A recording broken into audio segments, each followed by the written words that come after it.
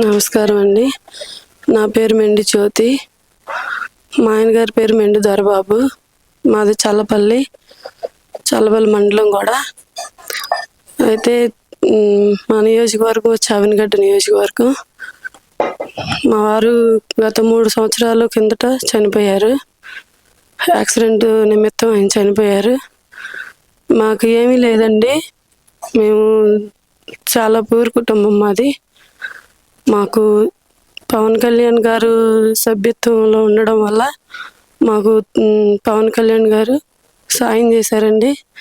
మాకు 5 లక్షల చెక్కు నాదెళ్ల మనోహర్ గారి చేత పంపించి మా కుటుంబాన్ని చాలా ఆదుకున్నారండి. ఈరోజు మేము ఇలా ఉన్నామంటే ఆయన పెట్టిన భిక్షేనండి మాకు.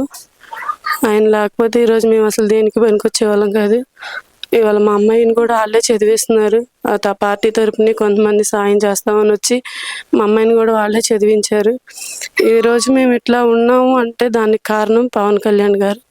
అయితే ఆయన చేసిన సహాయం అసలు మాకు ఏం లేదండి. వెనక ముందు చూసేవాళ్ళు కూడా ఎవరూ లేరు. తల్లిదండ్రులను బట్టి కానీ ఎవరు ఎటు చూసినా ఏదీ లేదు. మాకు ఆయన పంపించిన సహాయాన్ని బట్టి ఇవాళ మేము ఇలా ఉన్నాం, తింటున్నాం అంటే, ఇలా ఉంటున్నాం అంటే ఆయన పెట్టిన భిక్షే. బుద్ధప్రసాద్ గారు, బాలశౌరి గారు పవన్ కళ్యాణ్ గారు పార్టీ తరపున నిలబడ్డారండి. వీళ్ళు పదవిలో లేకపోతేనే ఆయన ఇంత చేశారు కాబట్టి, పదవిలో ఉంటే ఇంకా మాలాంటి వాళ్ళని ఇంకెంత బాగా చూసుకుంటారో మీరు అందరూ అర్థం చేసుకుంటారని నేను నా మాటగా నాకు తెలిసింది నేను చెప్తున్నానండి. ఎందుకంటే ప్రజలందరూ తెలుసుకోవాల్సింది ఒకటేనండి, పవన్ కళ్యాణ్ గారు వ్యక్తిగతంగా ఏదో డబ్బులు సంపాదించుకోవాలని అన్నీ ఏం కాదు. మనలాంటి వాళ్ళ కోసమే పార్టీలోకి వచ్చారు. ఎవరో అసలు పార్టీల గురించి నాకు అసలు అది ఏం తెలియదండి. మా ఆయన గారికి పవన్ కళ్యాణ్ గారు అంటే ఇష్టం, అభిమానం.